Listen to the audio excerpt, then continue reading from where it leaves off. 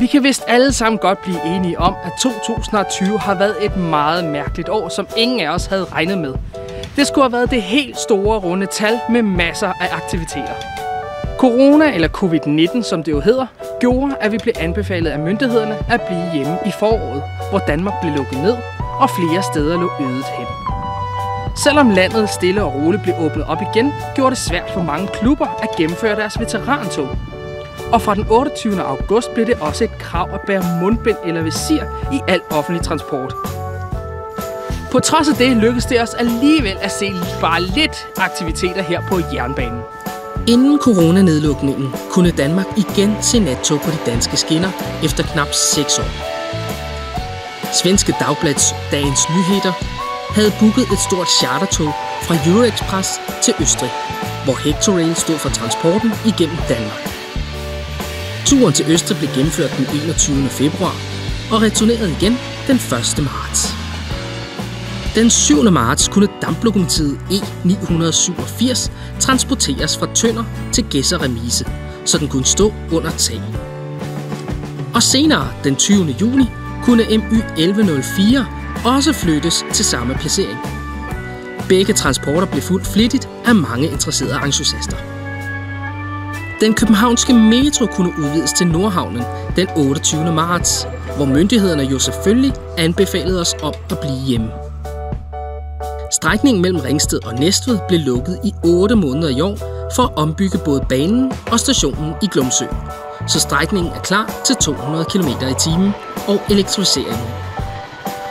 Dog blev banen åbnet med kun 120 km/t, og først til påsken i 2021 forventes hastigheden at blive hævet, da sikringsanlægget i Næstved endnu ikke er færdigt.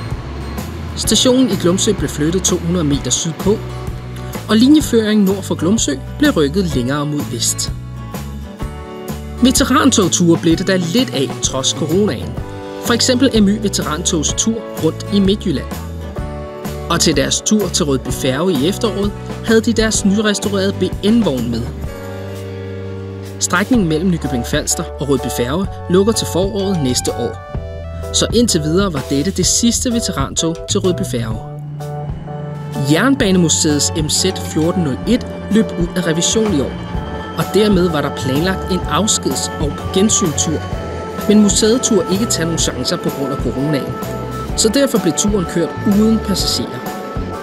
Ifølge museet vil vi se 1401 igen på et tidspunkt.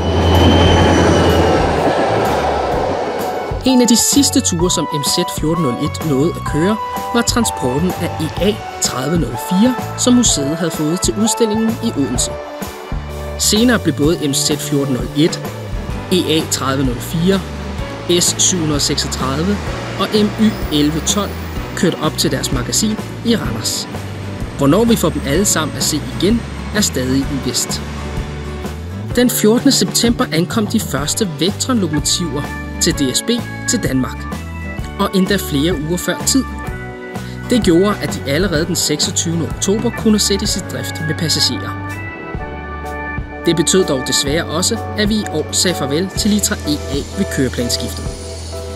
Den sidste tur med passagerer foregik den 11. december. Ved køreplansskiftet til K21 skete der mange ændringer. Strækningen mellem Roskilde og Køge blev overdraget til Region Sjælland og lokaltog. Svendborgbanen og Vejle-Struer skal nu køres af Arriva. Og strækningen mellem Skjern og Holstebro blev overdraget til Region Midtjylland og Midtjyske Jernbaner. Herudover blev jernbanen til Aalborg Lufthavn åbnet. Vinge Station blev åbnet. Jerne Station blev åbnet. Og DSB's værksteder i Fredericia lukkede desværre. 77 Øresundstog skal nu vedligeholdes i Sverige frem for i Helgoland i Danmark, hvor SJ gradvist overtager al kørslen med Øresundstog mellem Danmark og Sverige. Kun 2 veterantogsklubber kørte juletog i år. Limfjordsbanen i Aalborg og Nordsjællands veterantog mellem København og Helsingør. Jeg håber virkelig, at 2021 bliver et meget bedre år, og alle vores veteranklubber igen kan køre deres veterantogture, og vi alle kan få vores hverdag tilbage igen. Og så vil jeg ellers bare ønske jer alle sammen et rigtig godt nytår, og pas rigtig godt på jer selv derude. Hej!